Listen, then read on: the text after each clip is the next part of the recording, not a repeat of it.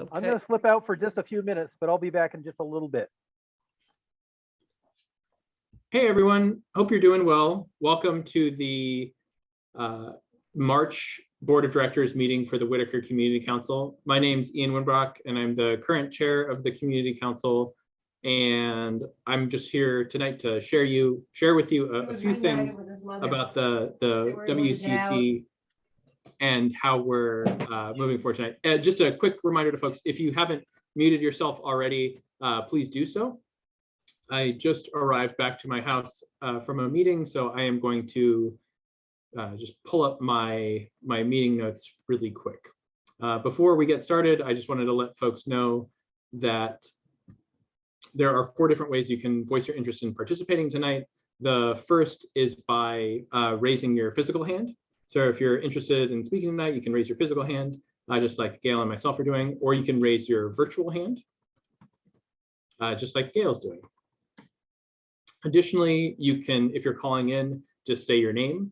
So let's say that Thea's calling in. If Thea was calling in, she would say her name, Thea, and that would be a signal to me who's going to be facilitating the meeting this evening that Thea would like to be added to the queue.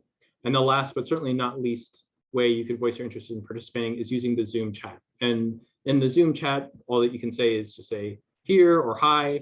Stephen just popped into the Zoom chat and said, I'm here, but eating and keeping video off for now. Fantastic. For those of you who have a need to munch on stuff and want to share your smiling face, as Stephen has done, that's totally okay. And please do that.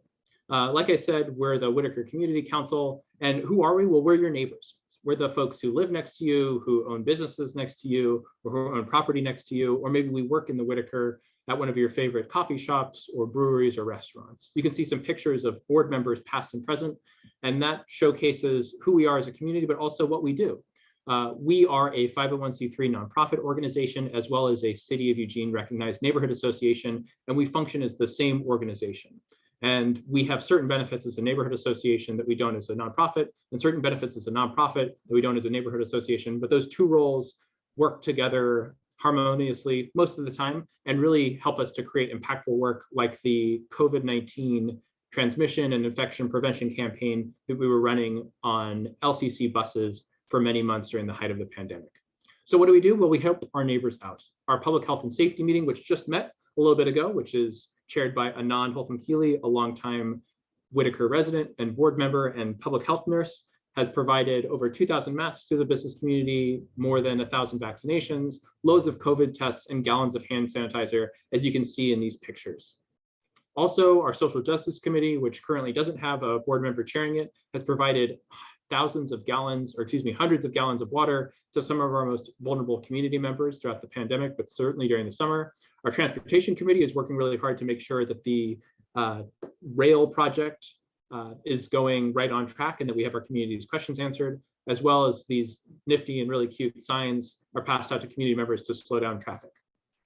Additionally, our Whitaker Community Art Team really provides top-notch opportunities to make our community more vibrant and equitable through the arts, including putting on a yearly art walk. And we certainly support our business community with grants that we receive through Oregon Health Authority, Lane County Public Health, the CDC Foundation, and others, supporting local Whitaker businesses, especially during the pandemic when they needed support the most. So how do we do all this work? Well, we do it through our committees. Like I mentioned, our Public Health and Safety Committee, our Social Justice Committee, the Whitaker Community Art Team, also affectionately known as WCAT, and the Transportation Committee make stuff happen. And so just by being here tonight, you're getting involved. You're showcasing your interest in contributing to the community and to the WCC. And even if you're not a member of the board of directors, you can certainly voice your interest in participating and advocate for what you want to see in the community through our public comment section, which we'll talk to in just a second. So here's tonight's agenda. It's going to be a quick and dirty meeting with public comment at the top, and super excited that Sarah Grace, our newest contractor, who's doing social media management for us, has joined us tonight to introduce herself to the board. Then we're going to jump right into grant budget allocations before we pass that on over to Jennifer Hoover, as well as Delinia Cardona. Jennifer is one of our at-large board members, and Delinia is our treasurer, and they're going to give an ad hoc committee update on our charter. And then after that, we're going to talk about the potential formation and the current ideation of the West Eugene United Group, which is a way to be able to advocate for Whitaker businesses as well as West Eugene interests. And then last, but certainly not least, we're going to talk about the coming elections, what we need to do to prepare for them, as well as the April Board of Directors training. So like I said, there's 4 different ways to participate in tonight's meeting. I just wanted to give a shout out to Claire, who I don't know if they've joined us yet, is our secretary. And she might ask you for your address. I just wanted to remind you to mute yourself if you're not talking. And there is a queue to speak, and it's first come, first serve, with non-board members talking first. So with that, I wanted to open it up to public comment for folks to be able to share anything that they want to with the community.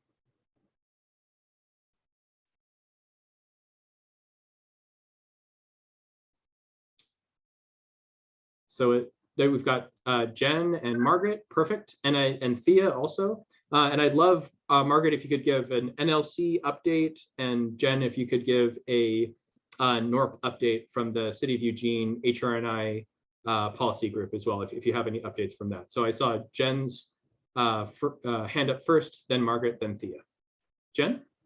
Okay, yes. Well, we had a meeting yesterday for the advisory panel with NORP, and that's moving along. We are developing a survey to help us to attend to those inactive neighborhood associations to become active again. And this is going to, and there's a good panel involved with this. And I have to say that it is good to have Renee Kane, I think that's her last name. She was a previous HRNI representative, because she has a lot of history and understanding. So, and Robert Brack is heading this along with Cindy Culler and another person. So it's moving along. We're developing the proper questions, and it's involving the neighborhood associations themselves and their inputs, since we are the ones that are filling the reactions. That's it on NORC. And I forgot, like, I went by the WJ and saw them putting up the fence, and it was very strange. That's all I could say. And it was very strange to go into the dollar store and see if I was the only one with a mask on. Interesting day. Yeah, thank you. Yeah, for that, Jen. And yeah, really appreciate you serving as the Whitaker Community Council's representative on the NORP board. And just so folks know, we have multiple representatives for our different boards and commissions. So the WCC is a public-facing organization, not just in our meetings, but also we have different board members representing the organization to different venues, whether it's the city or otherwise. So really appreciate you, Jen, serving on the NORP board, and excited to see how this progresses over time. Next up, we have Margaret, and then Thea, you're on deck. Margaret? So I was actually going to ask you about the NLC. As many of you know, I was gone in Mexico for 8 days. It was so much fun. I felt I didn't want to come home. We're already planning the next trip. I'm going to Cabo in November, so I'm ready. So I haven't actually heard anything, and if I did, I missed it in my email from the NLC. Did I miss something, Ian? Do you know? Is it a quarterly meeting? Is it monthly? It's a monthly meeting? It's a monthly meeting on the 4th Tuesday of every month. Okay, well, I don't know. No one has, I don't know. If you could just shoot me contact information one more time, I will email them myself and say, hey, if you could make sure that I get on that list, that would be great. Perfect, can do. So I had a question, and so I saw a post and I kind of got caught up because I got stuck in a flight and got rerouted, and I didn't get home till like 2:30 in the morning, but I wanted to volunteer at the clinic on Sunday, and usually I get an email. So did I miss the email? I'm confused about what happened with that.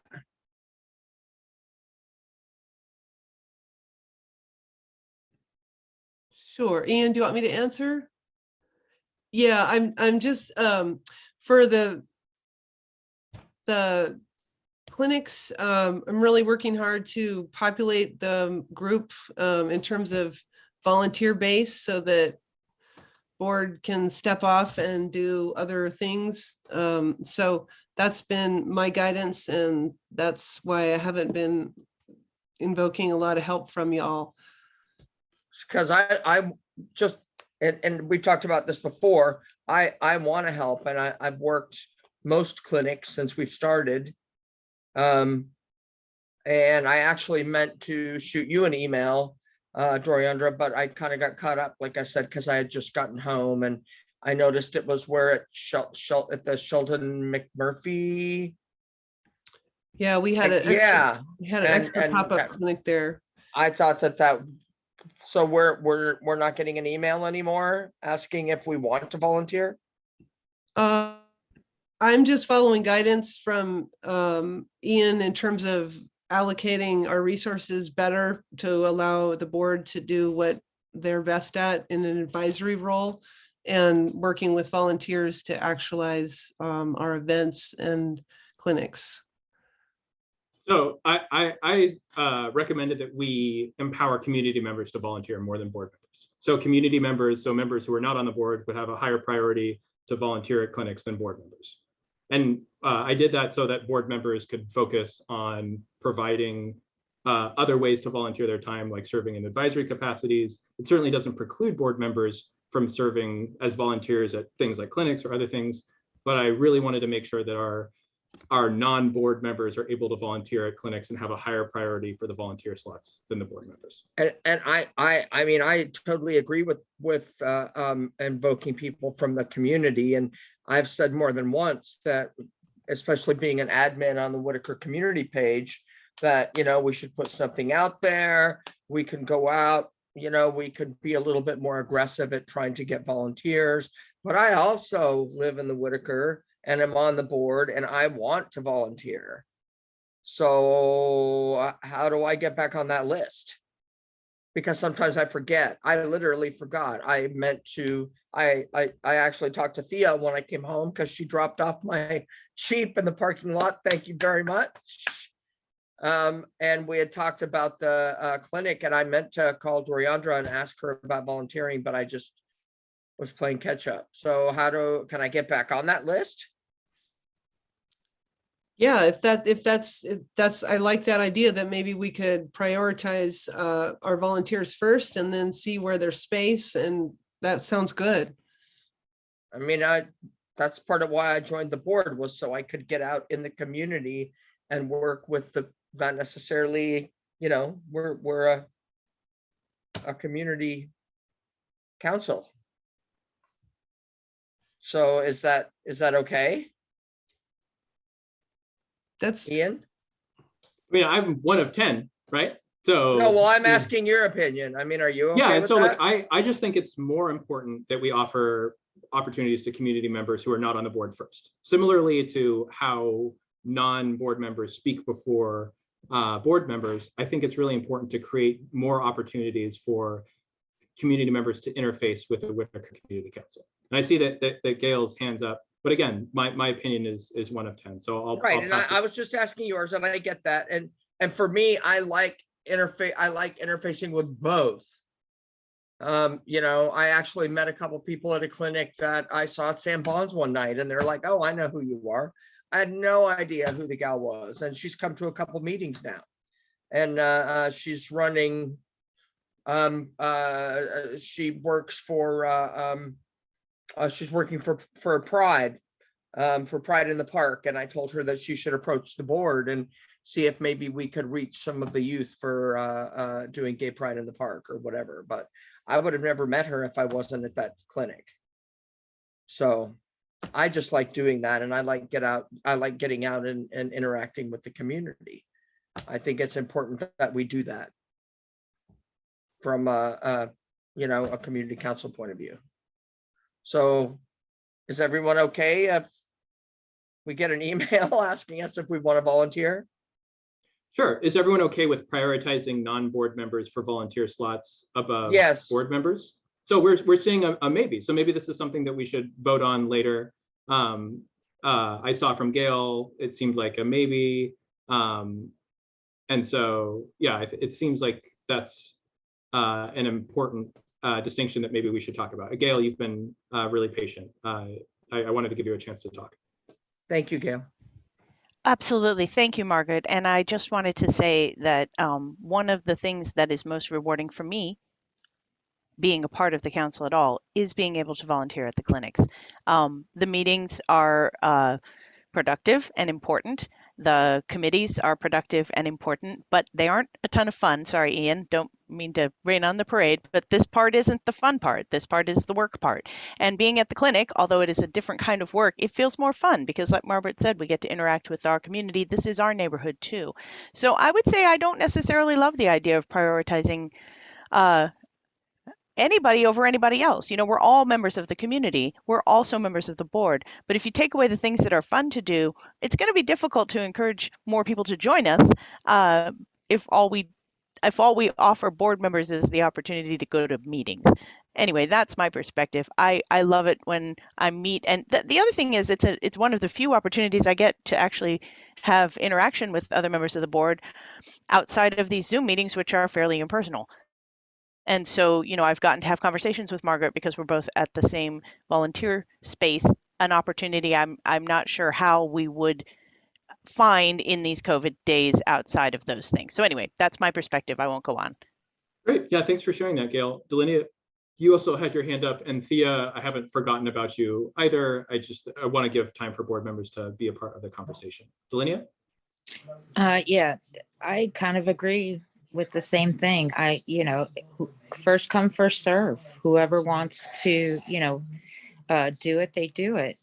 No prioritizing, whoever gets excited and signs in first, should have the opportunity to go out there. Because some of it also is like, that's the only way some of us are socializing. I haven't done a lot of the clinics, but I've done a few and they were kind of fun. Great. Thanks so much for sharing that. Jen? Yes, I have to agree with the ladies. I think it makes you also feel excluded, and we don't want to do that. I don't think you mean to do that, but that's what it felt like. It hurt me to hear that part of the conversation where Margaret is asking for, hey, I'm here, I'm available. I live here, I'm a board member. I didn't appreciate that. Even though I understand intellectually where you're headed with this, what you're trying to accomplish, we need to keep an open mind here. Thanks. Anand? Okay, there I am. So I can see it both ways. Let me voice not necessarily my opinion, but a point of view, which is board members have access to things that people who are not board members don't. We get to know in advance when things are going to happen. We get to make choices other people don't get to make because we know what's going on more. And because of that, it may seem, if there's a limited number of things that can be done, if board members take up all those spaces, other community members don't get the opportunity. I'm not saying that's necessarily a good thing or a bad thing, but it's a thing. And it's something to just take into account in terms of, are we taking advantage of our position? On the other hand, we're doing the work. So, I'm not saying one thing's better or worse. I'm just saying there are issues. Thanks, Anand. Margaret, you're going to be the last word on this, and then we're going to go to Thea and then Sarah Grace after Thea. Margaret? And I may be wrong with this, and Doriandra can clarify, but I've worked a lot of clinics, and I think essentially that we don't have to choose board members over community members, because I've never seen once where we had too many volunteers. Now, has there been, Doriandra?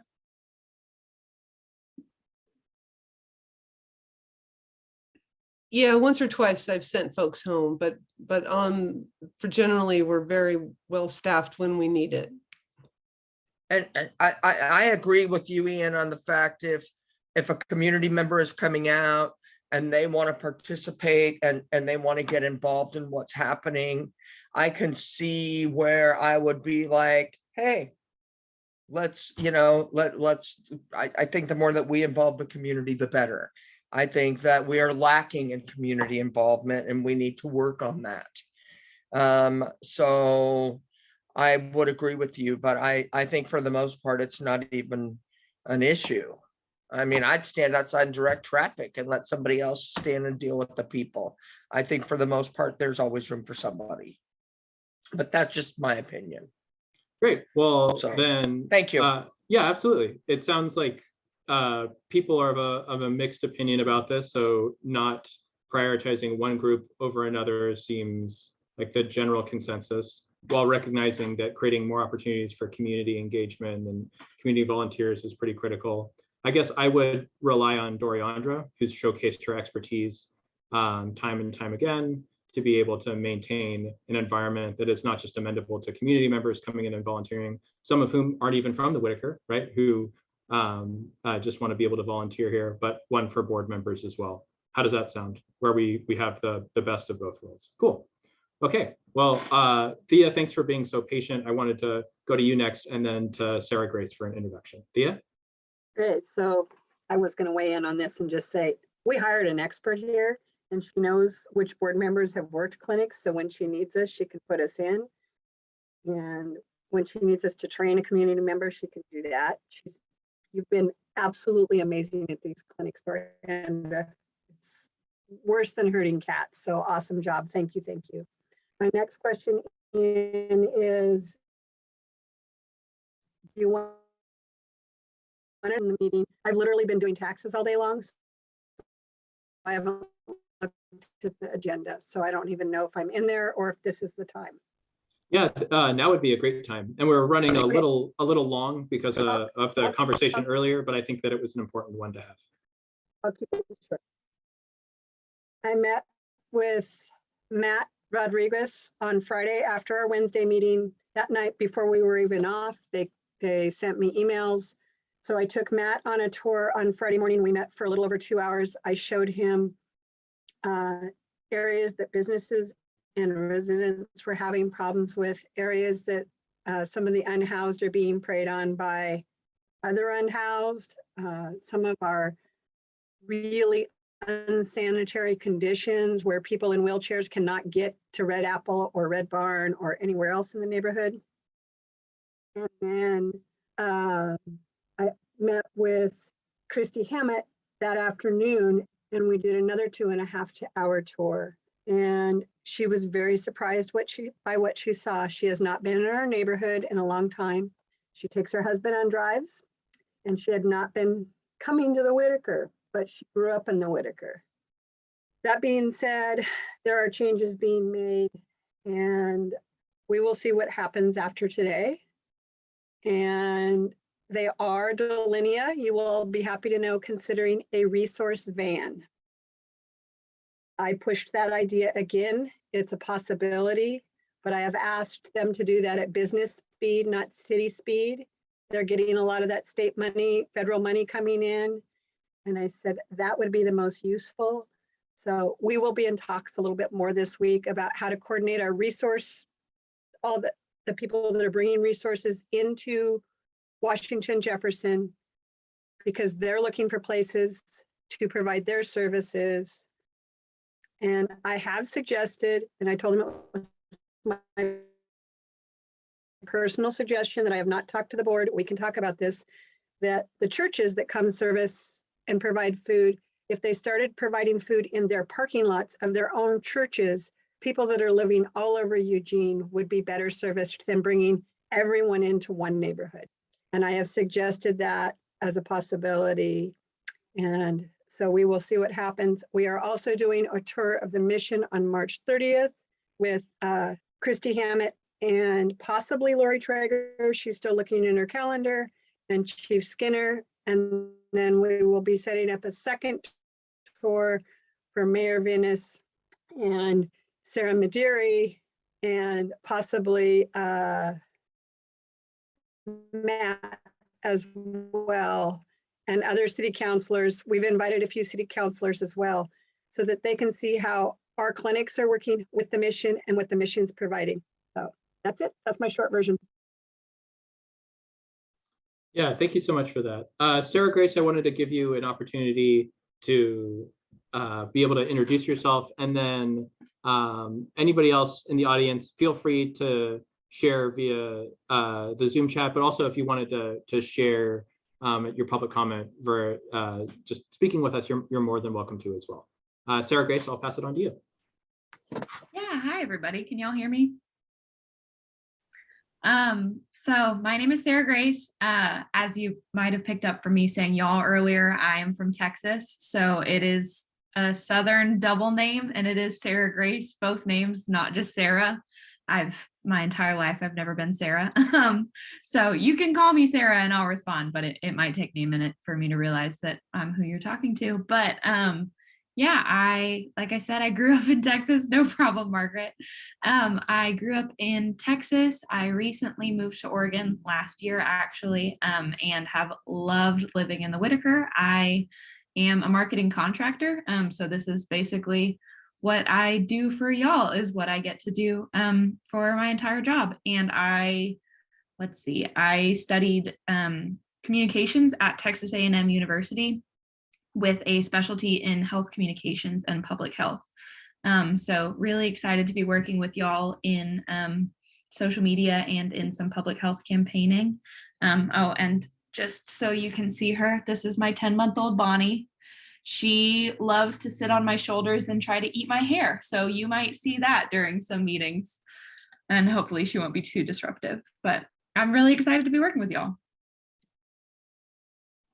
Yeah, thank you so much for that intro. Delinia, I see your hand up. We're actually running pretty low on time. So if you have just like a quick question or welcome, I'll let you do that before we move on. Just a quick kind of question. Can we put some kind of, on everything that goes out, a donation button for us? That's all. Thank you so much for sharing that. Delinia was here to hear that. So yeah, really appreciate you sharing that too. I'm doing double duty tonight. I'm taking notes for the meeting. So I might be a little slow. Just a heads up. I wanted to share something next. I wanted to publicly apologize to Thea. She was working really hard to be able to make sure that we had really ample attendance from our business community, from senior staff members from the city of Eugene. And I was pretty short with her during the meeting, cutting her off when she was describing her questions. My intention was to make sure that there was opportunities for everyone to be able to speak. But Thea and I had talked before about her opening up our general meeting and be able to frame the tremendous work that she's done to be able to bring members of senior city staff, law enforcement, our service providers together. So Thea, I am so sorry. That was not my intention to be able to really diminish your contributions or diminish your voice. And although things were happening which made me do that, that's no excuse. So I am going to do better. And I really appreciate the grace that you gave me and the opportunity for me to do better too. I think one of the things that define us is that we work together and that we make mistakes, but we can move past them. So Thea, I really appreciate you. Stuff happens. We're all here to work together to find solutions because we all have great ideas. Doesn't mean we're going to all agree. We just need to work together on this. Absolutely. I wanted to give one last opportunity for anyone to have public comment before we move on to the first item on our agenda, which is WCC grant expenditures. Just want to say hi. I'm here listening. Watching. Hi. It's great to see you, Susan. Business owner, art team person. Thanks. Okay, great. And then Mark had a comment as well.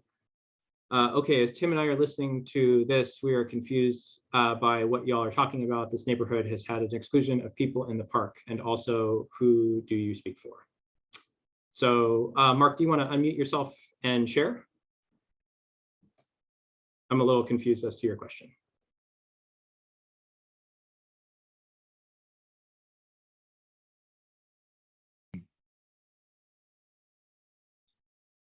Does that mean we're excluded? Are they asking us about?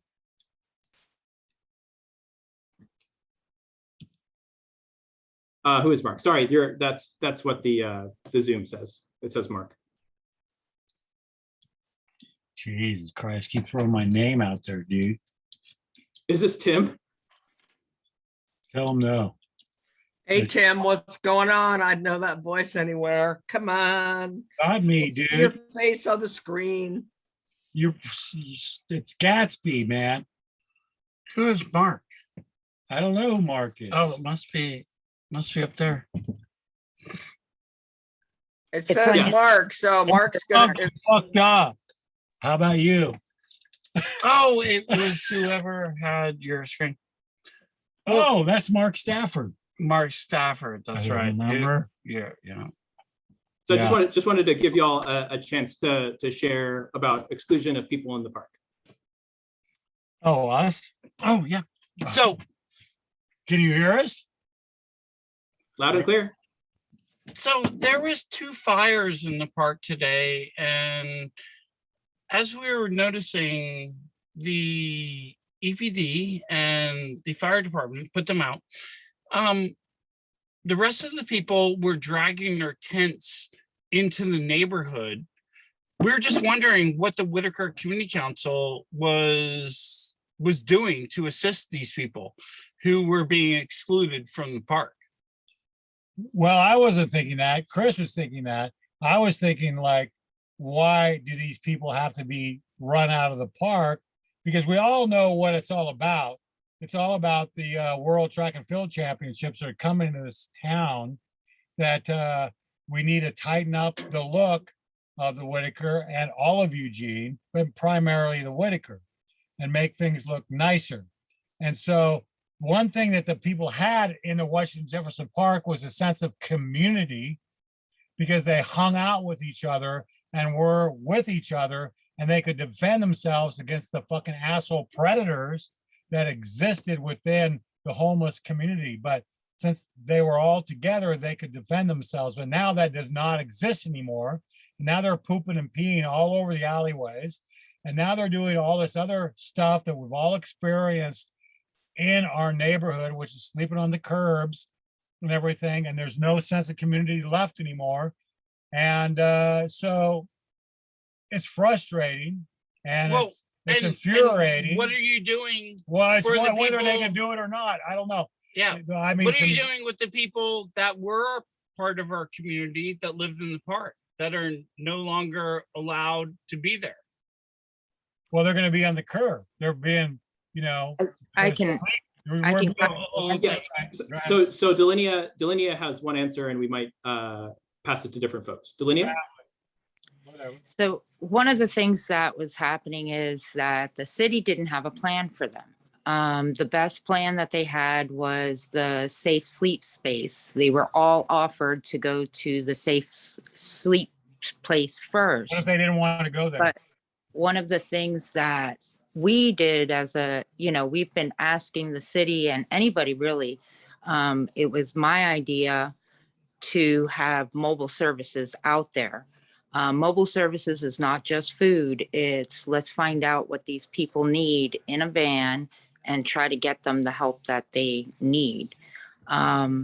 Last meeting, I believe it was, that's what Thea was talking about, because now they are no longer going to be waiting for phone calls about the people who are on the street. They're going to be more proactive and just go out and try to find them. And then I think there's more information out there too. But I would definitely want last few meetings because What about the And the- individual people who are on the street who are being proactive for themselves and the people that they exist with on the street? And how are they going to be dealt with by the city and the cops and the people who want to make this place clean for the track and field championships? Let's be real, man. We all know that Eugene is really firing her ass up and making everything nice and tight for the World Track and Field Championships in Phil Knight. And that's the reality. And I mean it is the reality, but in the same good. Glad token, you said that. that's what that's what I'm saying. Okay. We're doing the best we can by holding the city accountable for the people who were there. If they didn't want to stay at the safe sleep spot, then those are the people we're talking about. We're talking about the ones who are mentally ill, and now they're starting to spread out throughout the whole entire community. Are you talking about the billionaires or the people on the street? Which ones are you I'm talking about the mentally people on ill the people? street. Come on, Tim. No, Like no, we're serious. being, one of the things that we all care about is our neighbors. That's why we all do this.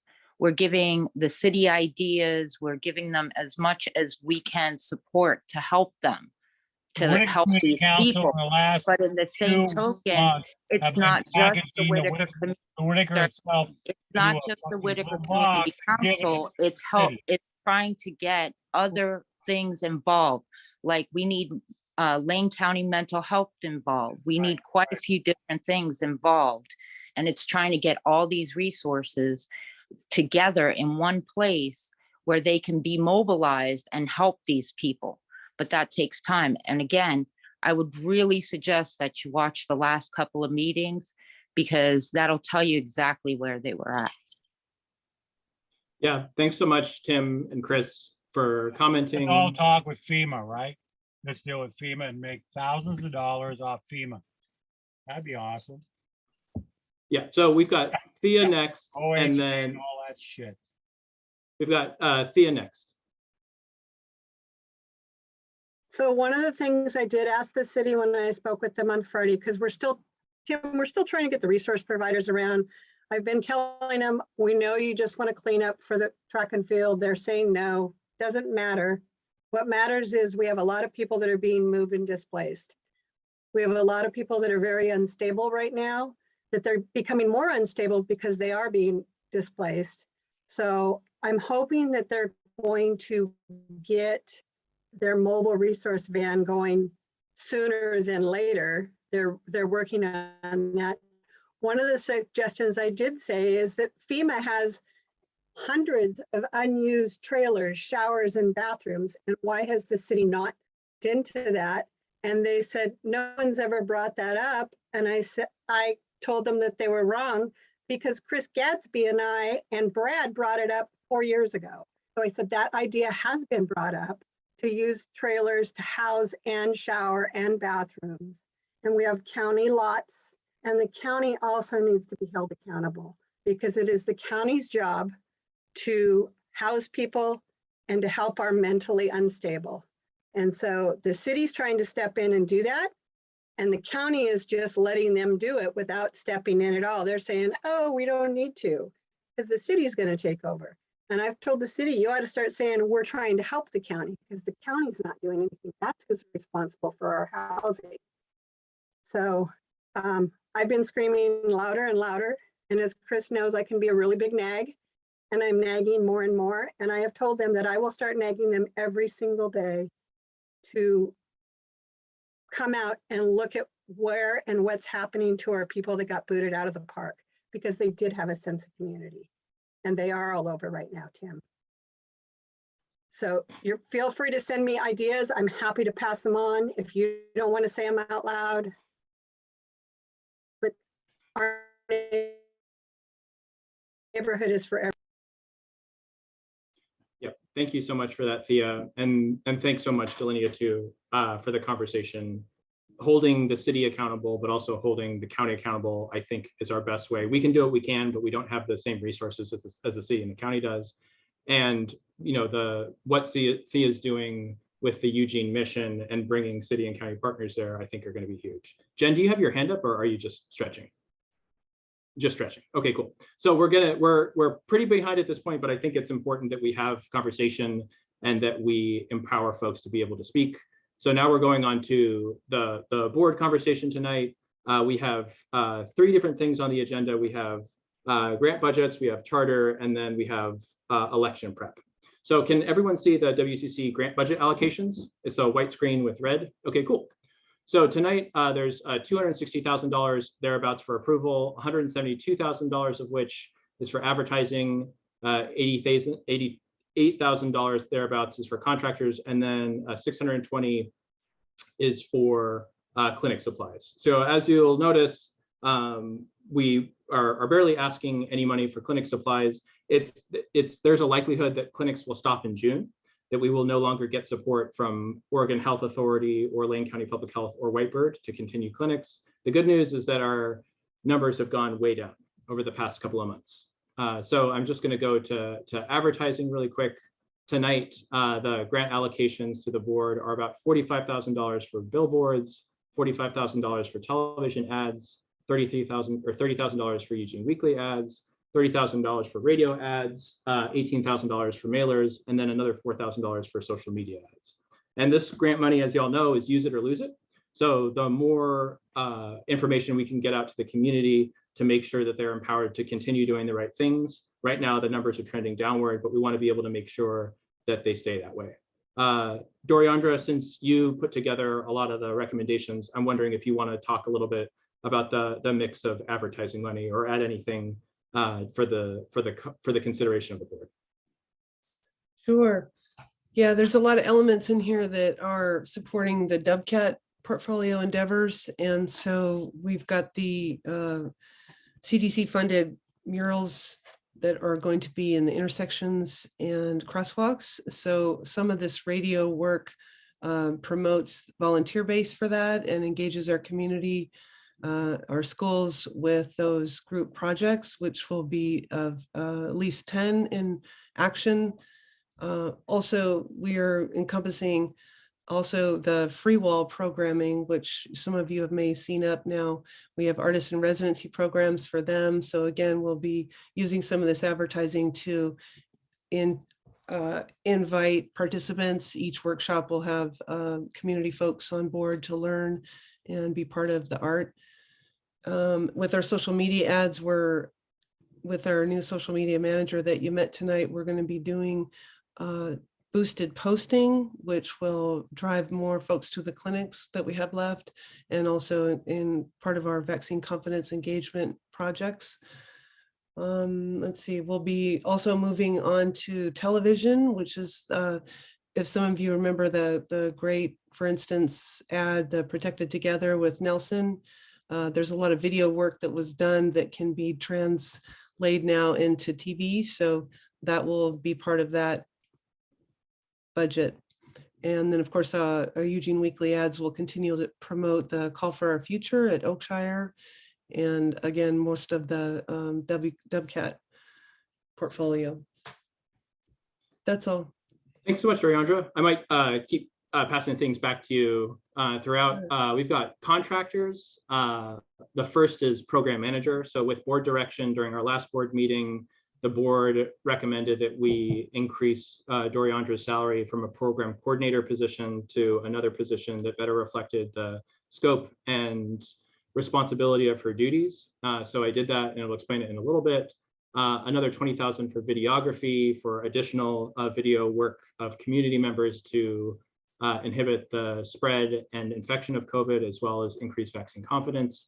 IT infrastructure in the website. The board has been asking for a while for IT infrastructure upgrades. And so this will go into making sure that the next board that gets elected has individual emails, as well as the IT infrastructure to improve the website and make it accessible and compliant with the Americans with Disabilities Act, as well as add some maps. And I'll pass it again to Doriandra to explain that.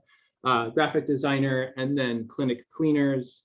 I'm wondering if you can touch on the graphic designer, the clinic cleaners, just really quick. Sure. Yeah, for the graphic design work, this is going to be a really important part of our murals project, is neighborhood communication about the murals, where we'll receive creative ideas, construct, or criticism, whatever it may be. So part of Emma's new design work there will include these postcards. We're also working with her to create a template, which will be part of the monthly mailer for community folks. We've worked to put many emails now into the system, so we're set up to really be able to communicate with the folks in the community.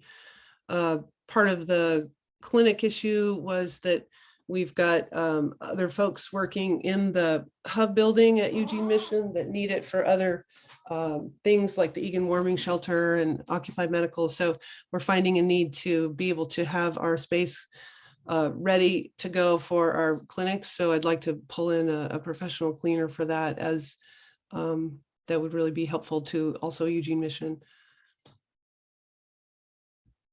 Thanks. So the next one here is the program manager slide, and I just wanted to show the board how I calculated this. So we used salary.com as we do for all of our contract positions, and we include years of experience, industry sector. So this is a program manager specifically for nonprofits. The program coordinator salary was the one that we offered when we hired the candidates for Doriandra's current position.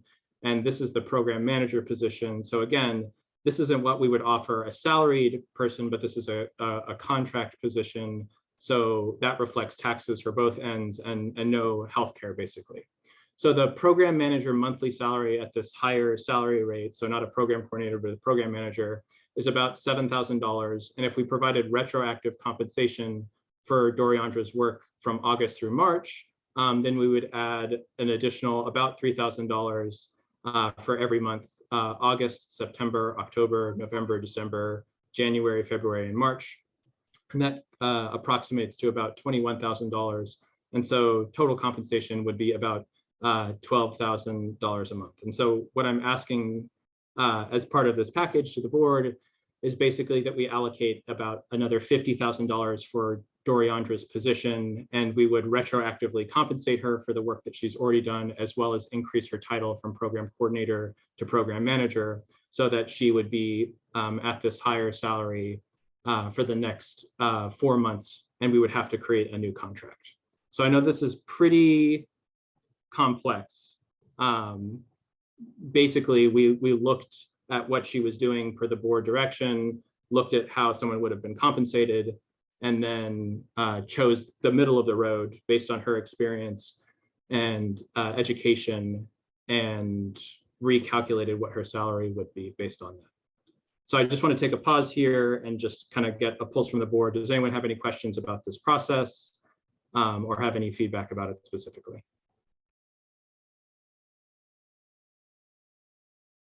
Thea, go ahead.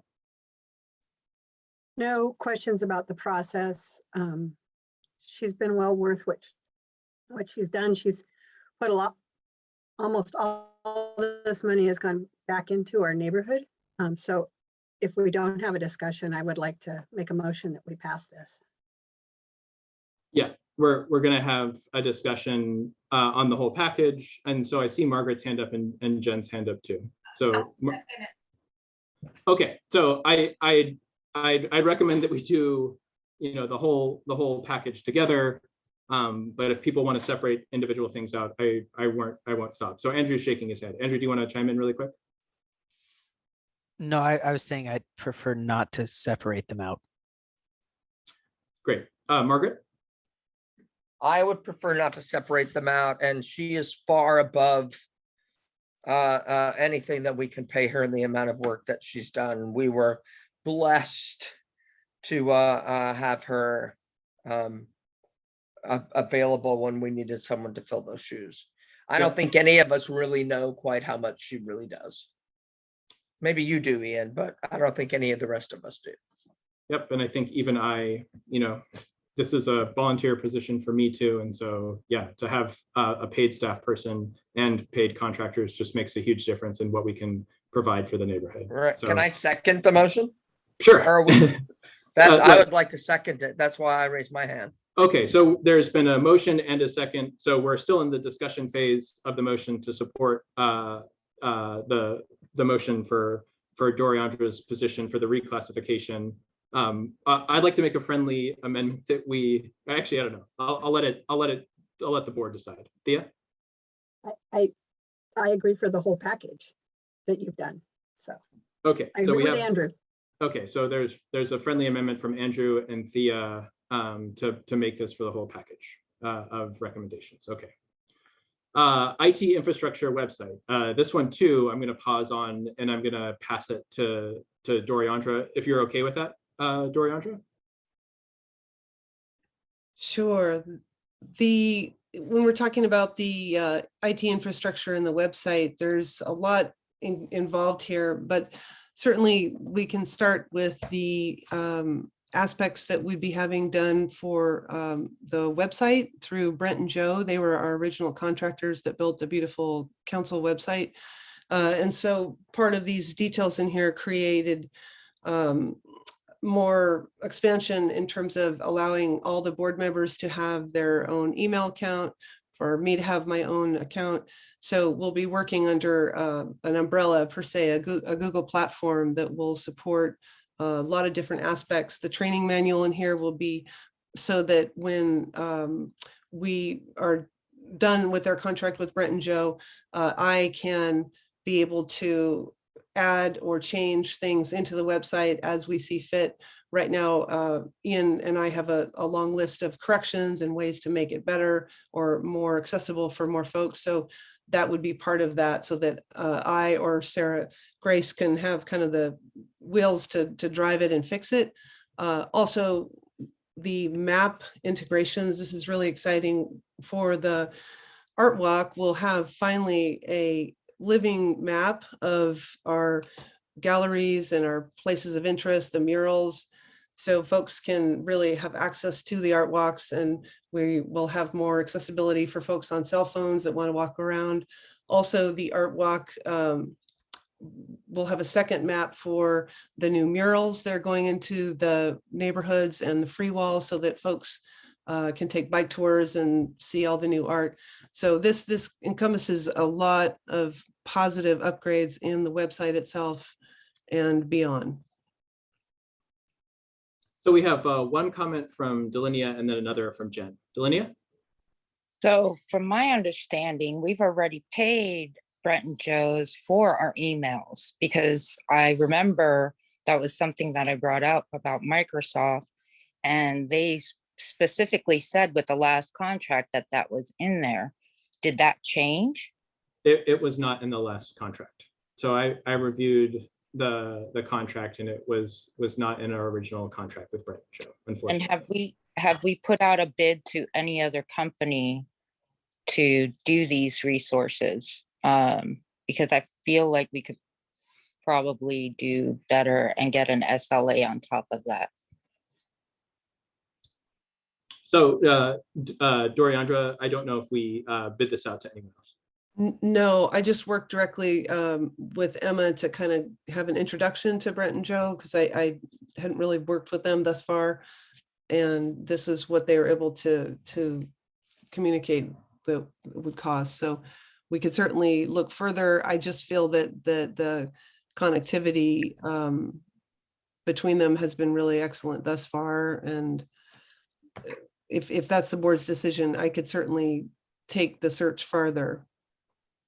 I would prefer to take the search farther, because to my knowledge, you know, like I said, when we brought up the emails and getting them for free through Microsoft, you know, I got the answer that they were going to do that. So I think it should go out for bid. Jen, we had you next, and then Margaret afterwards. Yes, I have to agree with Delenia. I'm not really happy with the work that I've seen accomplished thus far. And there's a lot of things that are missing. I would like to understand the difference between an IT infrastructure person versus a website person. And when I go to our website, I have to hunt and peck to find answers. And I have my own ideas of things that need to be there, made easily available. And so I think that we're in a position to hire someone to deliver what we really need from are those two different people, or this? So we're not talking about a person. We're talking about a contract package to do these things. Okay. And so, yep, I appreciate that. Okay. Margaret, we had you up next. Thank you, Ian. So just a quick question. I actually do recall as well talking about email addresses and being told that that would be part of what we were getting. But my question is, for the $11,000, is that to complete what we've already started? Or is this a whole new game? I believe this is in addition to what we have done previously. So it's to complete it then, is that correct? The website's already complete. And also Brent and Joe Studios volunteered a lot of work. Unfortunately, the website upgrade was poorly managed. And part of that is on me, but also part of that is the organization was just new. Unfortunately, Angie had never project managed a website upgrade. And so a lot of the hours that normally I think would have gone a lot faster towards the completion of the project were kind of squandered. So I looked at the contract and there was nothing in there about adding emails. We can certainly put something to bid, and we've put things to bid before and gotten plenty of responses. We can prioritize Whitaker-based web design companies. Just know that it'll probably be a new board, right? That's elected in April, and we'll need to spend our grant funds by either June or July. So it would probably be a May vote by the new board in April. And then, yeah, it would have to happen pretty quick, but it's certainly not impossible. Okay, so just to clarify, this is grant money, correct? That we need to finish spending. Okay, and I actually was, I'm aware of the fact that it was mismanaged a little bit on several levels and not necessarily by the people that we hired. And I get that. I had a little bit of insight. So this $11,000 will complete what we're doing and will give us email and will more so complete the website so it's a little more user friendly. So Doriandra, do you want to speak to that specifically? You've been through this process, and then Yeah. we'll call on you. Yes, Margaret, you just outlined it completely. Yeah, it'll kind of streamline it, make corrections that weren't quite visible until we started using it. And it is so in its nascent stage that I think that the corrections will really make it more user friendly. And then keep in mind the 4,000 here is for these 2 maps that will be really exciting for the art that's in the WIT. So those are 2 separate things that will be visible on the map, on the website, but then we'll be able to use them in social media to promote Art Walk and the various new art that we're working on all over the neighborhood. So for me, I actually am in favor of taking something that's over so much money and putting it out to bid. I think that we should have done that when we first did the web. However, we didn't. This money is, we have to spend it within a certain amount of time. They're familiar with what we're doing. They know what needs to be done to complete it. So I would be 100% supportive. Doriandra, you're comfortable with them finishing what they started? Yeah, I really get the thought about shopping it for a better price, but I think what may happen is we may create more hassles than if we allow these corrections to be done by the folks that built it. So yeah, I think for continuity and for safety of the website at this part of its development, that it should be these folks that finish it. Well, you're the professional in this, so I would support whatever it was that you said. Is there a motion to I'd like to pass motion this? table it until, like, I understand that it's I thought I or- just asked if there was a motion on the table for this. So Margaret, we can't cut anyone off, and I feel like you kind of cut Delinia off. I think Oh, that I there. thought she cut me off. Okay, well, I apologize for the misunderstanding. I think there will be a motion and a second from Delinia and Jen to table this. Thea had a comment first, and then after Thea's comment, I'll open an opportunity for any board members to make a motion. Thea? So my question is there a time frame from these people? Because I have designed web pages and websites, and it does need to be a lot more user friendly. We need to have a few more tabs in there. It shouldn't take that long to do. So do we have a time frame, Doriandra? Because we don't want it to take forever. Yeah, let me look. We just got the formal bid today and let me take a look what it said. And it might be nice for y'all to see the list of revisions that Ian came up with for user friendliness, although that may take more time. This has, it looks about approximately, let's see, I'd say about 30 hours of time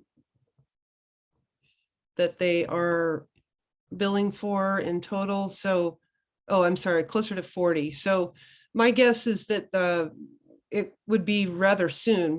I didn't hear in the conversation just in the last 2 days that there was any large time delay in it. So I would, if the board passes this, we can get it going very soon.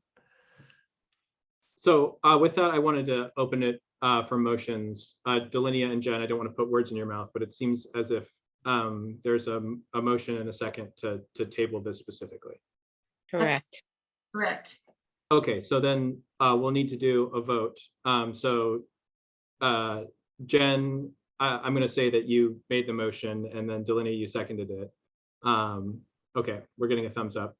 So we'll need to do a roll call vote. We have all 10 board members attending tonight's meeting. So we'll do a quick vote right now. All those in favor of tabling the motion, please raise your hand or say aye.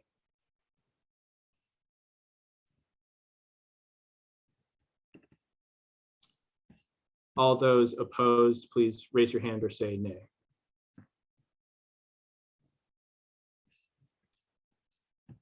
And then anyone who's abstaining. Claire, I think you might be an abstention, but I can't tell. Yeah, actually, sorry, I just realized I typed in the chat yes, but I think I missed the discussion. I'm dealing with some tech issues over in my end, so I'll abstain. Okay, so that's 3 yeses from Jen, Delinia, and Dan, 6 no's from Andrew, Anand, Thea, myself, Gail, and Margaret, and then 1 abstention from Claire. So the motion fails. So on to the next item here, which is total clinic supplies. There's only 2 things on here, but I'll pass it to Doriandra because she's spoken to their importance. Sure, thanks, Ian. The first one is the business totes, and I've ordered from OHA 900 new rapid tests, and we've got 5,000 N95 masks coming. So the purpose of the totes here is to look at the businesses across the WIT in terms of their employee count and create bins for equipment for them, which I will pass out and get to folks. Then the other thing is the Canva subscription. This is a functioning art space where our social media manager and Emma, our graphic artist, and myself can work fluidly to create copy and content for all manner of advertising and social media. So this is for a 1-year subscription, and it's again like a design art space for our endeavors. Yeah, thank you so much. And the motion to table the vote did not pass, which means the vote is still going the vote is still going forward. But that doesn't mean that the vote as a whole has been voted in. If you want to vote against the entirety of the package, you certainly can. So just to answer Margaret's question in the chat. Now I'm going to entertain motions from the board. Actually, no, there was already a motion and a second from Andrew and Thea. I apologize. Andrew, I think you made the motion and then Thea seconded it. So that's for the entirety of the package, which is $172,000 in advertising, $88,000 in contractors, and then another $620 on clinic supplies for the supplies that we just delineated. Andrew? Yeah, I just wanted to offer discussion really quickly. Delaney and Jen, I totally hear your concerns, and I believe you probably know a lot more about this than I do. I just wanted to say that based on the timeline for getting the money spent. And based on Doriandra's recommendation, that's why I feel that we should move forward with it. And I hear you guys. I think in an ideal world, we would put it out to bid, and I would really like to do that, but based on the fact that our board is going to have some turnover, I think that might be disruptive to getting money spent within a month or two. That's why I think want to vote as a package right now. I just wanted to get that on the record. Thank you, Andrew. And then Jen, you have your hand up as well. And then I have a quick comment that actually might be a solution that Gail and I could implement since we're doing the continuity binders. Jen? Okay, I agree with what Andrew said, and it's a concern of mine as well. My concern is also that we aren't definitive enough to be clear on it. But I trust the judgment of my fellow board members, who it sounds like, are going to volunteer, plus Dorianda. I feel comfortable with that.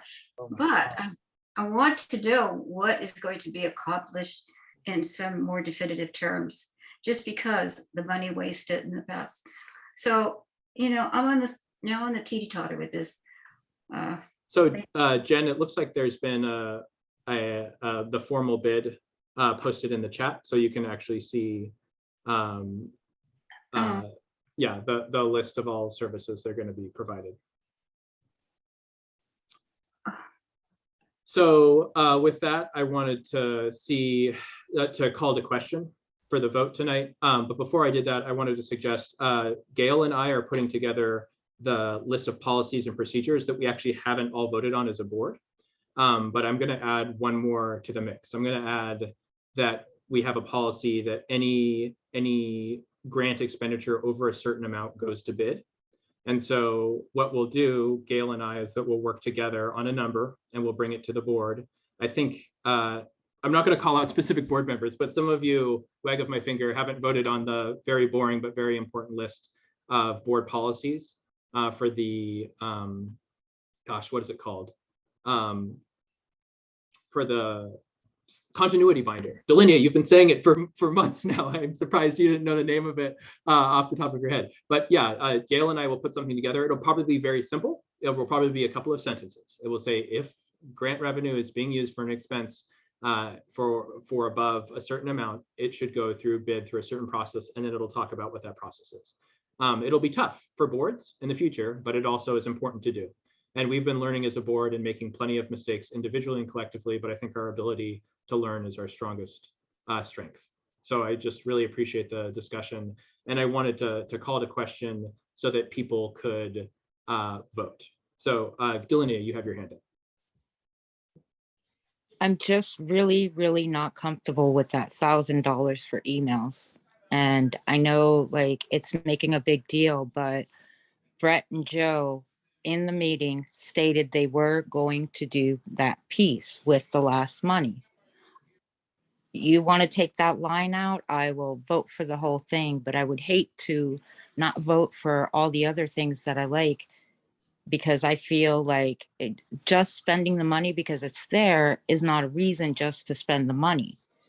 I understand for the next board, it's going to be tough. You know what? It was tough for us, Buttercup, like it really needs to $11,000 for finishing up work. And maybe I don't know everything. And maybe if we would have gotten a service level agreement from the beginning, I would have felt more comfortable with it. But I myself as an IT, and again, there's services out there that are almost for free for nonprofits. So I don't want to stranglehold everything just for one piece of it. That's all. Thank you. And I'm going to let the conversation go because it's really important, but I don't want to rob you and Jen of the very important charter conversation that's right after this. So just as a reminder to folks that we have a lot to cover tonight, so please keep your comments brief. Margaret, I think I saw your hand first, and then I saw Andrew's hand up after that. Just really quick to address Delinia, you know, Ian read through the contract and it wasn't there, and whether or not they They stated that said it it on was. video. They Hold- said it on If I video. could finish, that would be fantastic. Whether or not they said it or not, you know, I deal with contracts and budgets and all that stuff every day, and the truth is it's not written on paper, and it's not in the contract, and there's nothing that we can do about it. And you know, it's hearsay, and it's unfortunate, and we're learning and we're growing, and we know to pay more attention in the future. So it would be a shame to pass it up because of that. If it was in the contract, that would be a little different, but it, you know, I trust that Ian read through it thoroughly, and it's not there. So that's on us. And that's all I have to say about that. Then we have Andrew and then Doriandra, and we need to move quickly through this. Yeah, Andrew? really quick question, and maybe a friendly amendment. So I looked at the proposal, and the proposal is to create 17 Gmail accounts or whatever the number was I just saw. I guess the question is like, why do we need to pay them to set up Gmail accounts? And if the answer is we don't, then I think I would offer a friendly amendment that we approve everything but the email creation to alleviate Delinia's concern, because we need them to do a lot of things. And for instance, you know, I could pay Doriandra $1,000 to set up Gmail accounts, right? That's not a unique skill that they have. And so, or I will set up your I mean, I'm not offering that actually, but we could all set up our own individual Gmail account. So if that's what's going to hold this up, I would offer a friendly amendment that we don't approve the $1,000 for the emails, but approve the rest of the money. And, but I would like to hear first whether or not there's some thing that I'm missing around why they would create those accounts for us. Doriandra? Yeah, Ian, I would defer to you on that because I believe that idea came in your original list, and I believe it's just to create ways to communicate better through the email. But would you answer that? Yeah, I mean, we just need it to be done. We need to have individual board member emails, so we don't have to use our personal emails anymore. Also, it tracks over time, right? So if you could imagine, there'll be like a chair at Whitaker Community Council, vice chair at Whitaker Community Council, treasurer at Whitaker Community Council. And that means over time, it'll be like layers of geologic processes, right? Like treasurers from 10 years from now will be able to see 10 years worth of emails and have access to the same Google Drive. So I think Andrew's friendly amendment is a great one, and I would second it. Thea? So I was going to say, I'll second Andrew's, and emails can easily be set up. It looks like they're giving us an editing binder in this on how someone from our board will be able to edit the website. And I know with my husband's website, we have emails accounts in that website, and I can add as many as I want with my platform. So we just have to make sure our platform is large enough. And I'm sure it is, because 17 is nothing on a website. So if we took out the emails, one of us could go in and add those after the fact. Doriandra, would they go away on us if we took out the email? No, I think that was what I had my hand up for. I'm very happy to go back and ask for clarity about that. And wouldn't be afraid to ask if they would just comp that, because there is a confusion from the last contract.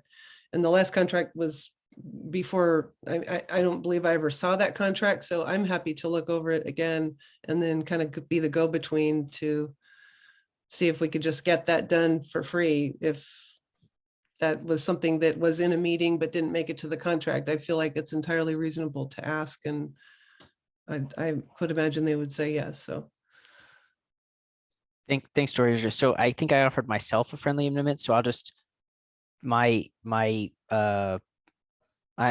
motioning that we approve the budget minus $1,000 for emails as stated by Ian, other than the 1,000 for emails. Thea, you've got your hand up. Second. Okay, a second. So we're voting on the friendly amendment. So all those in favor, please raise your hand or say aye. I Aye. Thank you so much. And that's unanimous by the board. And just quick thinking, Andrew, and way to listen and hear all of our board members. And again, I just feel, yeah, this is the not so fun work that the community council does that we were talking about earlier, but it's really important.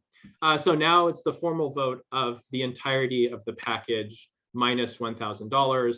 So for those of you at home, that would mean that we have $87,000 for contractors and $259,000 total.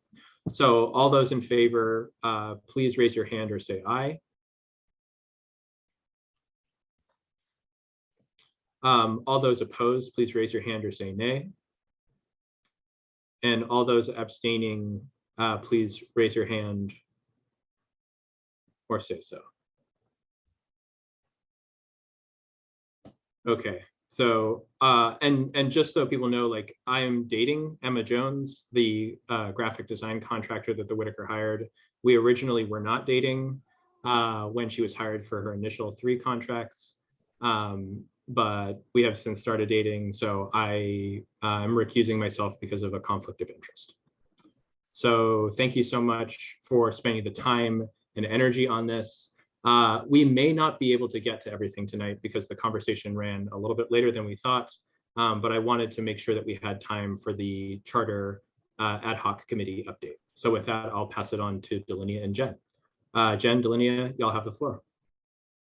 Okay, so thank you. So Ian, our first question is from where is our charter this time with regards to at our attorney's office and the city attorney? Have you passed it on to them?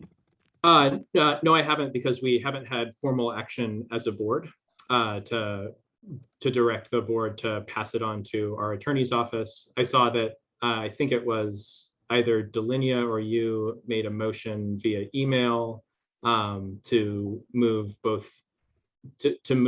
I think the Blackline version that Andrew worked on previously to both the attorney that we have on contract at the Center for Nonprofit Law, as well as the city attorney's office. But I wasn't quite sure because you shared a different version of the charter that's clean, but that's not the one that the city attorney or our attorney talked about previously. So I was a little bit confused. Oh, okay. The reason is so that you can just, Andrew asked if we could just send a regular version to everyone, and I did that. So the one that the attorneys need is the legal Blackline. So I understand that, even though I don't know how to do one. But can I make a motion that we vote that we pass this on to the attorneys, both the city and our personal attorney, to get approval? Okay, we have a motion from Jen and we have a second from Delinia. So I will open it up for discussion, and I'll just start by saying sorry that I've been holding up the process. I've had family stuff and then finals. This is really important to me, and so I don't want to stand in the way, and I'll be voting in the affirmative to send this off to both of the attorneys. I do want to take more time and review the work that y'all have done, but I don't want to inhibit the process. Is there anyone else that wants to talk during the discussion for the motion of sending the legal Blackline version off to the city attorney's office for the city of Eugene, as well as the contractor we have for the Center for Nonprofit Law? Thea. Just thank you, ladies. This has been very tedious and you've done an amazing job. Hats off to you both. Thank you. Oh, so do we take a vote then? Yeah, is there anyone else I'll that second. wants? Okay, we got a second from Andrew. Now it's a second squared. Delinia, I think he was trying to one up you. Man, these in-person meetings, these hybrid meetings are going to be fighting affairs. So we'll call it a question. All those in favor, please raise your hand or say aye. Aye. And then that's unanimous. So off to the attorneys it goes. I will send that off tonight. I'll commit to tonight. after the meeting, I'll send this off to the city attorney's office, as well as the Center for Nonprofit Law. So thank you both for that. And then Jen and Delinia, once I hear back, what I'll do is I'll just send an email directly to you, and then y'all will know what to do from there. I imagine that the Center for Nonprofit Law, if y'all haven't done a ton, is going to be really responsive. They owe us a couple of answers on a few things, one contract, and then a dispute resolution. So this will be a good opportunity for me to check in on the status of those. Margaret? Excellent. I was just going to say that Stephen has a great question in the comments. Yeah, that's a great question. So normally, just a heads up, we usually don't allow public comment during board meetings. I feel like we're a small group, so this is an exception. Jen, would you like to take that? At what point does the membership get to consider the new charter? Well, because we now have our own attorney to address all this information from, there's this idea that perhaps it would go to the attorneys first to give their inputs, and then if we need to make changes, we'd address them and then present it to the board for approval. But we never had an attorney before that I'm aware of.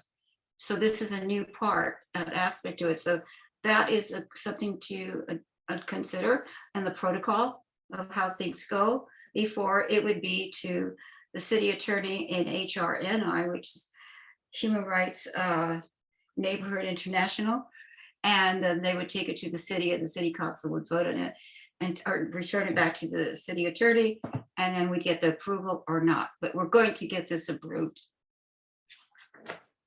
Am I correct on that, Flo, Ian? So because we before it would be the board first to vote on it, but we now have an attorney that could make changes.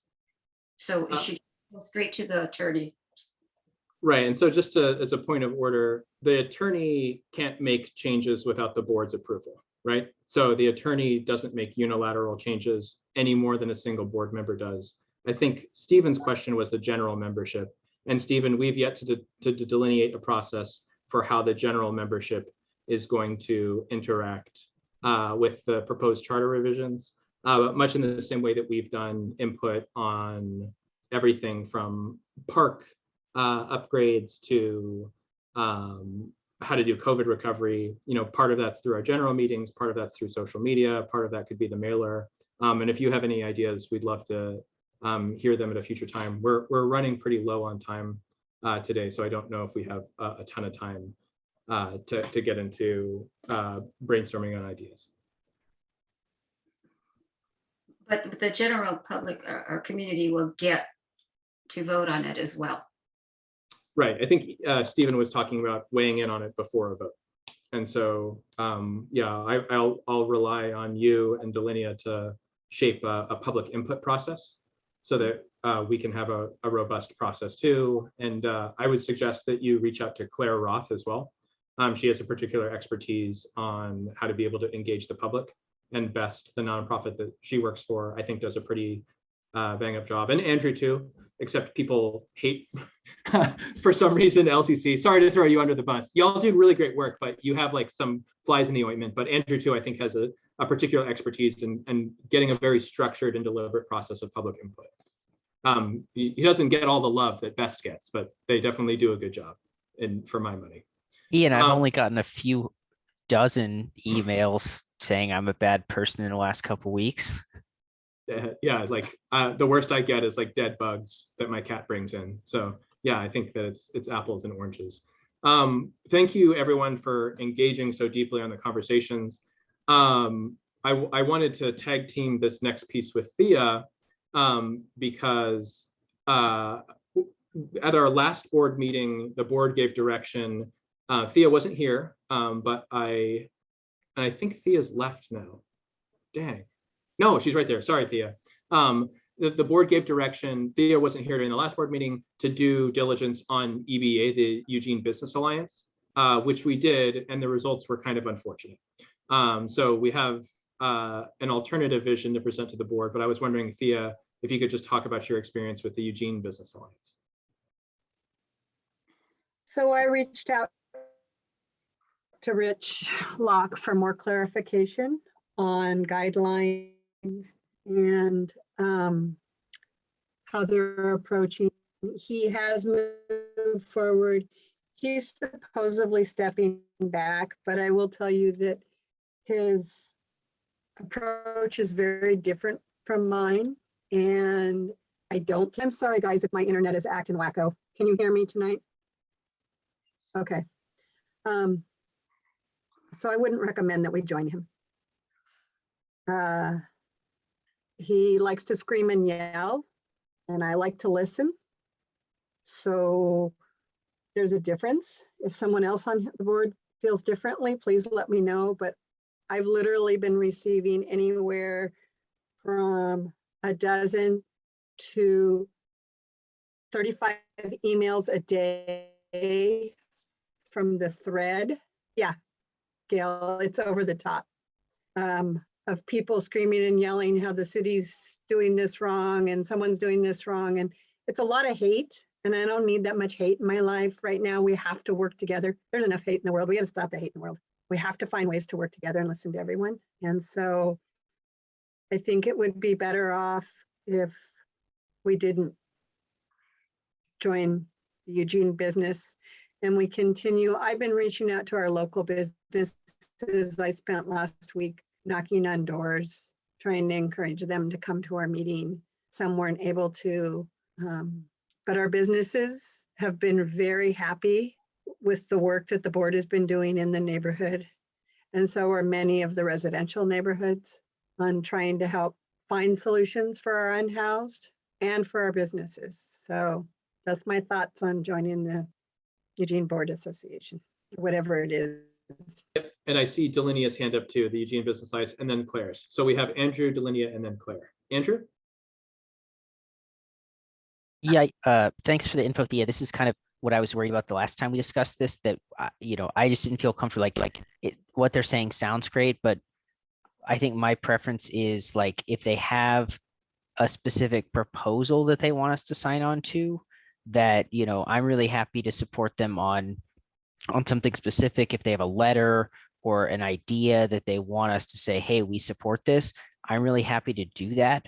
But I'm just not convinced that our obligations and the way that we feel as a board is always going to be aligned with a lot of people who are not in the Whitaker and maybe have really different interests and ideas than we do. And so that's why I think we should keep lines of communication open with them. And to the extent that their advocacy work kind of overlaps with what we can support, that we should 100% be supporting them, but that to kind of sign our name on generally doesn't feel right to me, especially because the thing I saw emailed earlier, they're focused on West Eugene and we're focused on the Whitaker. We're not West Eugene broadly. I'm not even sure we're West Eugene. We're the Whitaker. And that's our sphere. That's our charge. And I would like to keep us focused on the Whitaker. So that is the other issue is that West Eugene is mostly businesses. We have residents. And that was one of the things that the city saw when we were coming around, when I took them around on Friday, was we are a mixed use neighborhood. And that doesn't fit the Eugene Business Alliance because we have to cover our businesses as well as our residents as well. And I will stay on the email thread. I'm just throwing in something just so that I can be apprised because they used Ian and I's name without our permission. And I had to let them know that that was not okay. And I picked up the phone and said, do not put my name in your emails unless you speak to me. Yeah, I have a comment, but I'm not going to go before Delinia and Claire. Delinia, you're up next, and then Claire, you're on deck, and I'll go after you, Claire. Delinia? So I guess my thoughts on this is I can understand that they are in their infancy of what they're trying to accomplish. I agree with Andrew. I don't feel like we need to be involved with them, but maybe put out a statement to them letting them know to feel free to come to our meetings to watch how we do things. And instead of being involved in, because I think we have a unique way of solving problems here in the WIT. And it's great for them to come and watch, but I don't feel like, unless it's a specific concern to the neighborhood, I'm kind of in total agreement of that.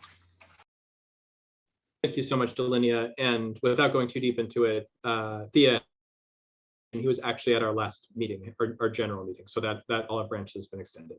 Claire? Yeah, so as usual, I agree with everything that Andrew said, as well as continuing that line of communication. But sorry, by the way, I'm on my phone. My laptop decided to die tonight, which is really fun because my whole life is on there. But here I am on my phone, and I just want to say that continuing a line of communication, having them see how we do stuff, and we're the Whitaker, we serve the Whitaker. So yeah. I agree. Yep. And with that, I would just say that I also really strongly disagreed with how Rich discussed Councilmember Syret. And so I replied to everyone on his email chain. I made the mistake of BCCing everyone instead of CCing them. So I made a mistake too, and I apologize to Rich for doing that. But yeah, I agree with Thea's I agree with Thea's distinction that I don't feel that it's the right group for us. However, what I did want to share tonight is that there's another group being created currently by a fellow neighborhood association that's doing similar work that we don't have to formally join, but we could be a part of in the way that people are talking about when it's aligned with. It is basically a splinter group of the Eugene Business Alliance that's being created, and who's the chair. Basically a more solutions-oriented group for business owners, residents, and nonprofits to work together to improve neighborhoods in West Eugene. And so that's the vision and the mission. And they also have a couple of goals, basically bringing people together, creating a timely response. These are things I feel we already do. And I feel that we do them fairly well and probably better than some nonprofits and certainly many other neighborhood associations because of the way that we work. And if I was going to read the room tonight, I think that we wouldn't be choosing to join West Eugene United, but I think that much in the same way that Thea is on the email list, I'd encourage us, I'd encourage Thea, if she's open to it, to do the same thing that she did for Rich in the EBA and see if there's a venue or there's an opportunity for us to be able to find common ground and be able to, as Andrew suggested, sign on to actions that really benefit the Whitaker. Because I feel like what I think that I'm hearing is that people feel strongly on a solutions orientation. They feel less strongly on joining an organization that represents communities beyond the Whitaker. Please let me know if I'm mischaracterizing that in any way. Okay, so I'm not going to bring a motion to join because I feel like that wouldn't be supported by the board. But Thea, I will pass it on to you.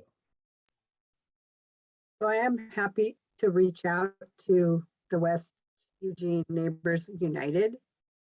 I noticed that that's only businesses and not including residents, and we still need to include residents, but we also need to keep our businesses in mind or we don't have residents. So I'm more than willing to reach out if the board would like to come and gather information from them as well. That's up to the board. They did steal my tagline that I sign every letter with, make Whitaker a better place to live, work, and play. So I like that messaging letters like that for 25 years now to the city. So how do you folks feel about me reaching out to this particular organization and saying, we'd like to hear your ideas? I think I'm seeing a lot of thumbs up and hands up. I think Jen is next, and then Delinia has her hand up. This makes sense to me because it's basically the same thing we did with Rich in the EBA, right? We're basically doing our homework, and you've already been interacting with our business community. So Jen, you're up next, and then Delinia, you're after Jen. Okay, thank you, Thea. This is what you do, and you do it well. But I would ask you to please invite them to come to our meetings, so it doesn't splinter off into another splinter. I think we hold some pretty good meetings, and I invite everyone to come to our meetings, Jennifer. but if you speak with them as our, representative, talk them into coming to our meeting, please. Thank you. Delinia, I thought you had your hand up, but I wasn't sure. So this is more a gathering information from Thea, like you're going to gather information. It's not like we're just joining anything, correct? And if I heard you correctly, do you really want to still be involved in those email chains, or is it something that we should formally apologize? Because we really do. We have a lot on our plate too. So I think it's important to watch what they're saying, because they do say it with a lot of vinegar, for lack of a nice word. And I've learned a lot, and I learned a lot how to say. The old saying, I don't even want to say it. Anyway, I just think it's important to pay attention to what other groups and how they're approaching things, because it teaches me a way to approach things, to actually get stuff done. Teaches me how not to do things. And so I'm willing to look at those emails. I just throw them in a file. I don't read them. I get good ideas. I look and see who I can go to for more support for things that we need in the Whitaker. So I've gone to other council members from other parts of the city and said, I invited them to the Eugene mission, because I think the Eugene mission is very misunderstood. And so some of those people are going to be coming to see what the mission's all about. And hopefully we'll have some resource people there. And then I don't want to, when I'm out there, I represent my personal viewpoint, and then I share, I haven't talked to the board. So I will just reach out to these people and remind them to come see how we do things in this neighborhood and hear what their ideas are. Does that make sense? It does. Thank you. We have Jen next, and I think Jen's going to be the final comment before we go to the important discussion around the elections and preparing for that. Jen? I'll be really quick. Thank you, Thea. I think that's what you need to do, is rein them in and find out what they do for the communities and let them know what we do for our community in particular. Thank you for your volunteer. I don't know what to say, why you do it, but you do. Because I love this neighborhood. I've been here 25 years. Jen. So the last thing that we have on our agenda for tonight, and we're actually caught up now, is the elections in April and the board of directors training. So I'll start with the board of directors training. We've made a lot of mistakes. I've made a lot of mistakes as chair, certainly, but one of them that I'm going to correct is that whoever the new board of directors is come the April meeting, is that they are going to have a training with the attorney from the Center for Nonprofit Law. So the first board of directors meeting for April, the first one of the new board, is going to be a training, and it's going to be a hybrid training. They're going to come in person for those who want to join the board meeting in person, and we'll also do a virtual component as well for those who want to be virtual. And it might be a purely virtual training. It's really up to the new board to decide how they want to do it. But that's just a note to everyone. Of course, if there's a new chair and they decide not to do the training, then that's up to the person who's setting the agenda. But I did want to talk about our upcoming meeting in April. I'll be working with Claire to make sure that we have our attendee list. And those of you who volunteered to take minutes, thank you so much, because it is a ton of work to be able to do and to make sure that we have our voting list for our meeting. But we really heard kind of loud and clear from the community that it's really important to have a hybrid meeting. So Delinia, I'll reach out to you about using our new credit card to purchase the IT equipment that was approved by the board. And we'll order all that and we'll get things set up for our meeting. And then Dan, I was hoping that I could work with you to make sure that we get the Whitaker School reserved for our elections in April 13, so that we can set up the infrastructure before then and then test it. And then after that, we'll be ready and raring to go. And we can promote this as our first hybrid meeting. I know that not all of our community members are going to feel comfortable showing up in person, and that a lot of people might feel more comfortable voting online, which basically means we're going to have to run 2 separate meetings, and we're going to have votes counted both in person and online. So it's kind of complicated, and it's going to require, I'm committing to being at the in-person meeting at the Whitaker School, but it's going to mean that we basically need someone to facilitate the meeting virtually, someone to count votes virtually, as well as someone to facilitate the meeting in person and someone to count votes in person. So I just wanted to see from the board who wants to volunteer for some of those portions. And Andrew, I see your hand up. I'm offering to volunteer. Just put me wherever you think I can be most of use. But I also wanted to say, I think at the last meeting, right, the mask mandate was still on. We were still told to stay home. I just want to say I'm really happy that we took the steps we took to get ready for a hybrid meeting, because regardless of how we as individuals feel, I think it's really important that we respect something that we've been saying all along, which is that you should listen to public health authorities, and public health authorities are now saying that it's, okay for us to be in a room without masks. And regardless, we all have individual situations, and I think that you should absolutely take the health precautions that you think, but I would be a hypocrite if I said we shouldn't have a hybrid meeting, because I've said all along that we should listen to public health authorities. Everybody has to make their own health decisions, but I'm glad we took those steps.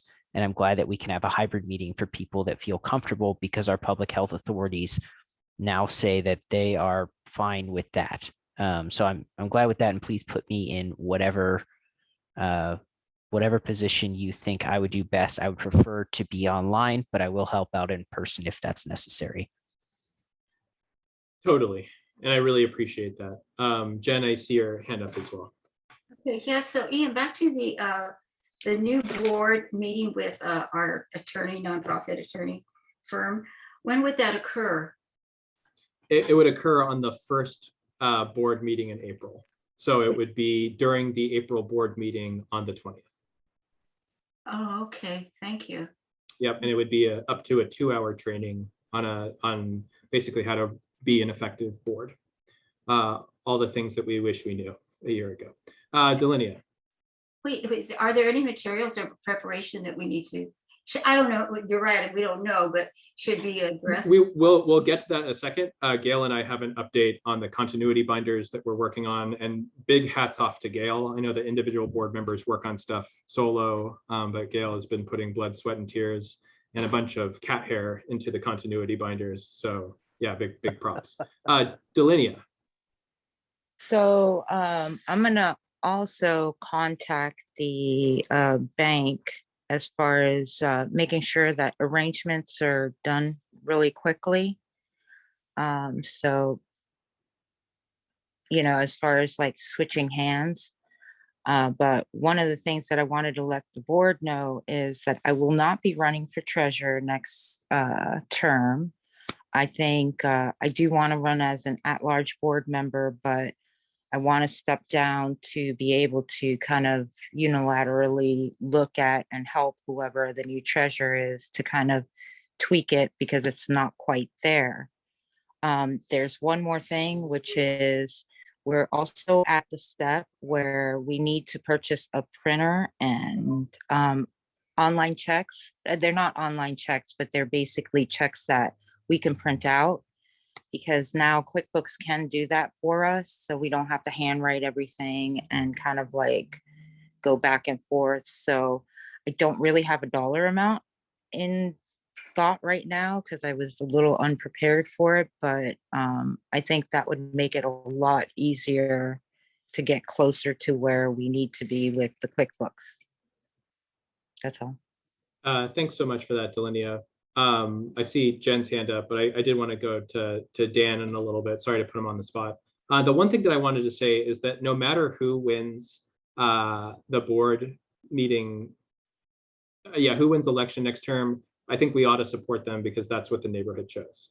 I feel like there's going to be some turnover, and that's a good thing. That means that the neighborhood chose a different set of folks. And I say this with the utmost confidence. We all did our best.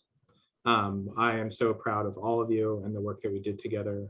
It's just like, it is so tremendously moving to think of what we accomplished together in these past 12 months. And we're leaving a legacy for those board members who come afterwards and those neighbors who will never meet. Because I feel like we really put in a bunch of elbow grease and maybe even saved some people's lives. Jen, I see you're up next. Oh my God, that was emotional. Okay, so thank you. Are you going to give us a rundown of how the election is going to flow? Because of the last time that it went. Yeah, and we need to talk about that. And I'm hoping that's what we can talk about for the next 15 minutes. So Claire, Dan, I didn't mean to pick on you. I just know that you've been in contact with the folks from Head Start in the past. So I didn't want to step on your toes. If you'd like me to reach out to them, I'm more than happy to, but I think that we ought to reach out to them pretty quick and basically have two teams, have the in-person team and the online team. And I know that not everyone's going to feel comfortable being in person. So I just wanted to check in with folks and see, just here in the room, who would feel comfortable showing up to the in-person meeting. Okay. So we've got 3.5, and I am gonna tap you, Andrew, if you feel comfortable with it. I think you'll be the half person, the floater, to do online or in person, but it sounds like Margaret, Dan, and myself will be the in-person folks. And this is Claire. I put it in the chat, but I'm comfortable with being in person, and I would rather not do any tech gymnastics. Gotcha. Cool. Hey, Andrew, would you feel comfortable doing some tech gymnastics? Cool. So Claire, Dan, myself, and Margaret will be team in person. So we'll talk about roles and stuff, but Claire, since you're the secretary, I'd love for you to be able to collect votes, in-person votes. And then Dan, Margaret, and myself will facilitate the meeting, set up the bones and stuff. I'll take that day off from work so that we can test and test and test again. Yes, and I agree with Andrew 120%. And thank you so much for reaching out to Head Start tomorrow. Our online team and our in-person facilitator will do a dry run to double check the procedures. Because if we don't we're gonna make mistakes. Does everyone know that? Raise your hand if you know that we're gonna make mistakes. Cool, all right, we're on the same team. Because if anybody thinks this is perfect, then they haven't lived in the Whitaker for very long. Because we're gonna figure this thing out and we're gonna do the best that we can. But yeah, for the team online, Andrew, if you wouldn't mind running point on that, I'll ask some IT people at my work how to do online polls. Do we have Wi-Fi at Head Start?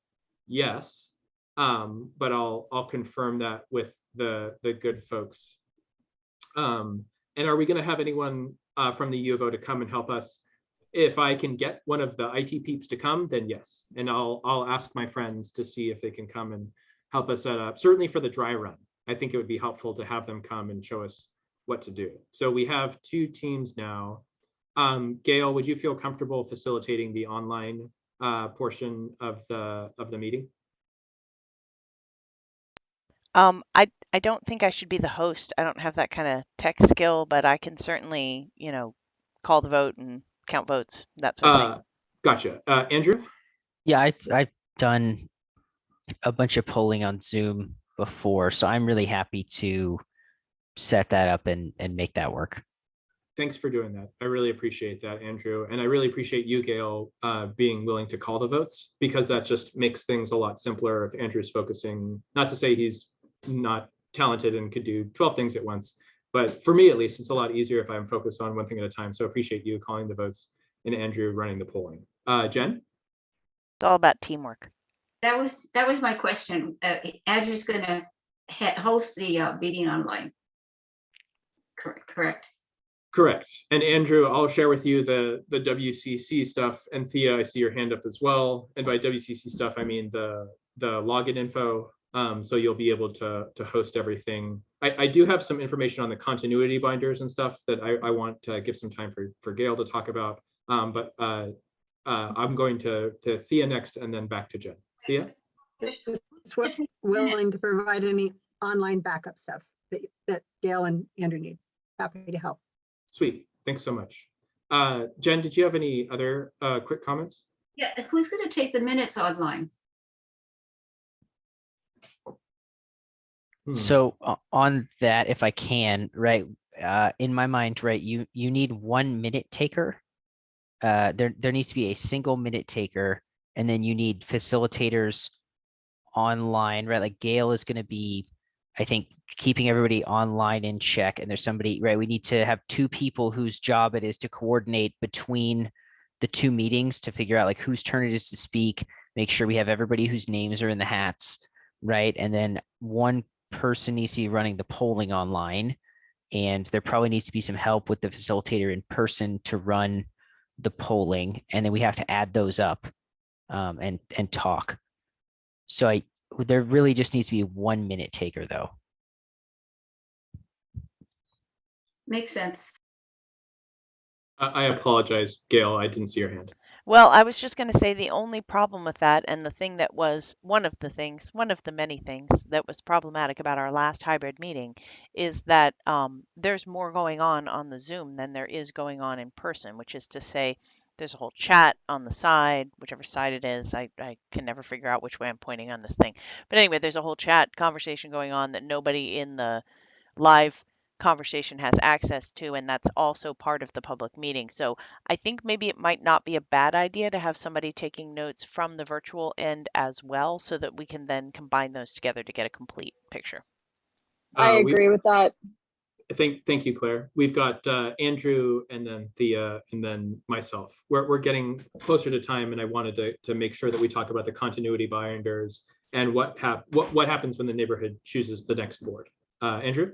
I think maybe this needs to get into the kind of like dry run session, but in my mind, hybrid meetings, we have to throw the chat out. I don't know if we can disable it, but the chat is not an official communication thing, right? There's 1 person who gets to talk at a time, right? The only way to make this work, right? All the side conversation in person and all the side conversation online, it's not official. If you want to put your name in the hat, you have to raise your hand. You have to wait your turn to get in the queue, because when we have like exactly what you're describing, there's crosstalk in person, there's crosstalk online, and all of that stuff is just it's not on the record. So we need to have really good communication between the facilitators in person and online, and probably have an arrangement, right? 1 person online speaks, 1 person in person speaks, and we just keep rotating until we're done, because otherwise it's going to be, there's no way to actually get right. We can't have someone reading the comments out or trying to type in what people say online. So it's 1 person speaking at a time, and everything else is not official.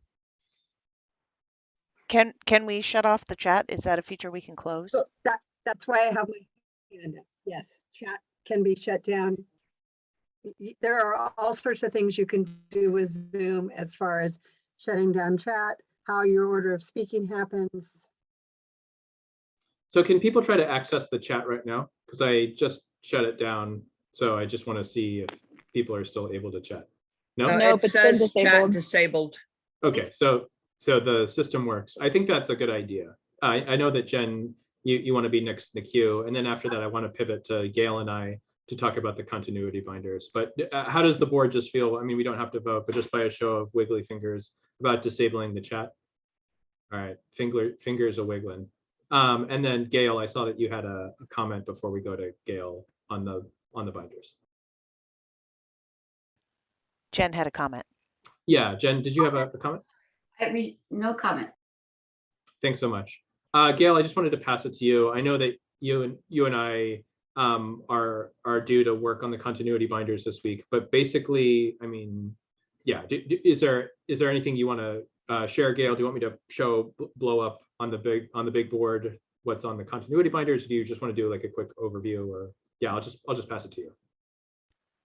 Thanks, Ian. It's getting late, so I'll just be quick.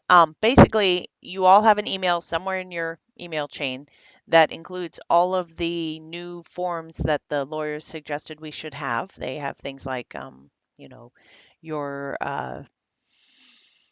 conflict of interest form, your promise to be a good person. I don't really remember right now. I'm sorry, it's getting late for my brain is starting to short circuit, but you have all of them and they're all really good and they're all written by the lawyers. So we don't actually have to have much discussion about them because it's just a matter of you helping us move forward with the next step, which is look at them. If you have issues, we should talk about them, but it's the sort of thing, it's kind of a formality, I hope. Um, I'm open to being corrected, but I'm hoping you'll look at those and go, yeah, those all make sense. And you'll be able to vote yes, and we'll be able to move on because what Ian and I would like to do is actually create these physical binders for you so that we can give them to you. And that means that we have to have your approval before we spend a bunch of time and money printing out paper and putting it in binders because we're going to give you like a physical thing that you can then hold in your hand and look at. And it's going to have important reference information in there so that when you're at a meeting or when you're between meetings and you're thinking to yourself, gosh, I wonder what our policy is on partnering with other businesses instead of, or other organizations, instead of having to bring that to the council meeting and ask us, you can look it up in your binder. And you may still have questions, but at least you'll have the basic information there that none of us got when we started on this journey together a year ago. So our hope is that these will become living documents that then we can pass on to the next board and the next board and the next board, because as Ian said, you know, Chris and Tim were here this evening. They seemed upset. They have great passion for our neighborhood. We have great passion for our neighborhood, but hosting a coup is a Whitaker tradition. So anticipating that there may be a coup is, I think, a reasonable thing to do. We'd like to get these done before that so that even if there is a coup, we still can maintain the continuity of all the work that we've put in over the last year. We've worked really hard. We've gotten a lot of money. We've gotten a lot of organization. We've kind of gotten our ducks in a row, and it would be a shame to lose it all. So I don't, not that I'm saying like the continuity binders are the be all end all of what it is to be on the board, but it does provide a pretty nice structure for us and for future board members and for us as future board members, which I hope we all will be. So are there any questions? I see Thea, please.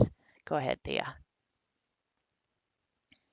So, because Whitaker is famous for coups, one of the things that will be, thank you for stuff on your, mine went to somewhere in cyberspace, so I will be emailing you. I do not have a copy of what you tried to send out. But I also think somehow we might need to, between now and next month, a list of everyone who is eligible to vote so that the people at the door have a list of who has been in a meeting in the last year, because we might have people who have not been in a meeting want to come, which is great, but they won't be eligible to vote. So we need to make sure that those people are there. So if Claire needs help or whoever to get that together, maybe we can each take a month and look at faces on our Zoom meetings and create that list. Well, so those lists, I mean, I know that we're still working on getting the notes together from past meetings, myself included, but those notes should include attendance, right? That's problematic because the Zoom meetings on YouTube do not have names on them. We're all looking at one another's names here, but on YouTube, there are no names, and I don't know everyone by name, so I was not able to do attendance for December. And that's a good point, because we can go back in and, to the best of our ability, reconstruct who was there at certain meetings. So for December, I'll go through, and I know, Claire, you and I are going to circle back and find a time, but I'll make sure that part of our discussion is making sure that we go through each month, and for any gaps that we close those up, so that by our meeting in April for our election, that we have printed lists and virtual lists too, that we can reference for folks who are in the meeting virtually or in the meeting in person, and do a quick review of who's eligible to vote. Jen, I see your hand up. Okay, so I have to say that the last recording, it actually put the names in there. I was quite surprised. So I don't know how that happened or who did it, but I did it. Good for you, guy. Okay, so the other thing is that I looked into, there's no chat going to be allowed on the Zoom meetings that are sent to YouTube. I did some checking around just to see why that is the case. that's not what they offer. So that's all. And thank you, Gail. I have to support what you say. The continuity books are so valuable. The weight that they carry is really big, and so necessary, is especially when we move on. Whatever. We need to provide that for our next board. It is the decent thing to do. And God knows there was a lot of people that worked. This was an amazing board, the best board that I've been on, I have to tell you, got things done. So that's my comment. Thank you. So we'll go to Margaret, and then Delinia will have the last word tonight. Margaret? I just want to know, are we going to do star voting again? Will it be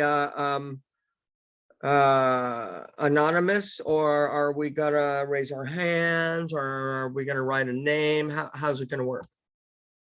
Smarter hands were just raised. So Andrew, I'll defer to you. I'm researching this right now, but one issue that occurred to me was that, let's say there are people online who are not eligible to vote. We need to be able to make sure that the Zoom poll, and I think it does, but I've seen actually the River Road Community Organization just did an online poll for their votes on Monday, and they sent out links to registered or eligible voters. But if Zoom polls do not allow us to see who voted, we may be in a situation where the online poll doesn't work. So I think there needs to be some coordination outside of this meeting where we can ensure there's a situation. I can share what the River Road Community Organization did around their eligible voting list. They sent individualized links to people. And we may end up in a situation where we have to do something like that because Zoom polls we need the ability to see who voted for whom. Otherwise, we won't be able to see, like we won't know that only eligible voters voted. That may not be relevant. It may be an issue. Just a thought. I think we need to research that, and there needs to be some offline coordination. I'm happy to work with folks on that. Yeah, I'll definitely, I can commit to working with you. My last final is Friday, and so I'll both work on this and respond to any outstanding emails. I know there's a lot. Gail, you had a response to Andrew, and then Delinia still gets the last word. Yeah, I was just going to suggest that as lovely as polls are, given the fact that we do have to verify that everyone who votes is able to vote, maybe we just go old school and you have to actually like show your hand. There's nothing in the charter that requires that we have an anonymous or a secret vote. It's an open vote. So maybe we just do it open. That's my suggestion. Yeah, thanks for that. I'll talk with Andrew. Sorry, I'm a little tired. But Delinia, I don't want to diminish what you have to say. Oh, I just wanted to say thank you to Gail for getting those books together. I did read some of them over, and yeah, thanks. And I just wanted a motion to pass, well, I'm getting tired too, Gail's documentation for the next board, like a motion to say yes to it. I'll second it. I think fortunately we've already made the motion, seconded it, and begun the voting. So it's just a matter of getting those last few votes in. Yeah, but I think we have all board members here tonight. 1, 2, 3, 4, 5, 6, 7, 8, 9, 10. We do. So we can just vote on it here. And I'd like to make a friendly amendment, not just to the ones that Gail sent, but to also add the policy on requiring formal competitive bids for any grant funds above $10,000. 5? Okay, above $5,000. Okay, great. And I think there was a second. So I'll vote. Everyone who's voting aye or yes, please raise their hand. All right, those are 10 hands. Thanks everyone for making the meeting tonight. I'm super tired, but I just wanted to say, yeah, just how grateful I am. And no matter what happens in April, you're never going to be able to get away from me. I'll be with you like a bad cold. Yeah, I'm just so proud of all of you and what we've been able to work on together. And I know no matter who gets elected next April, they're going to be able to serve our community like never before because of the work that we all did together. So thanks so much. And I'll see you soon. Y'all have a Hey, good one. Ian, Yeah. and you know what, you rock. I was on the board with you as a board member, and you have taken us, we've all made mistakes, and trust me, I'm right there. But you have taken us to a level that I don't think anyone could have ever imagined that we would have gone. And we've all done it together, and it's all a team. But you have had the steering wheel through much of that, and I just feel so special to have been a part and to continue to be a part of where we're going and how much we're growing. We are a stellar unit, and the rest of the community looks at us, meaning the other neighborhood councils. We are a leader in their eyes, and much of that is thanks to you. Thank you very much. Well, I really appreciate that, Margaret. And I am going to run for chair in April, but I'm going to do it with a caveat that as chair, if I'm elected for another year, I'm going to step back, not forward, because I think we're strongest when we all lead together.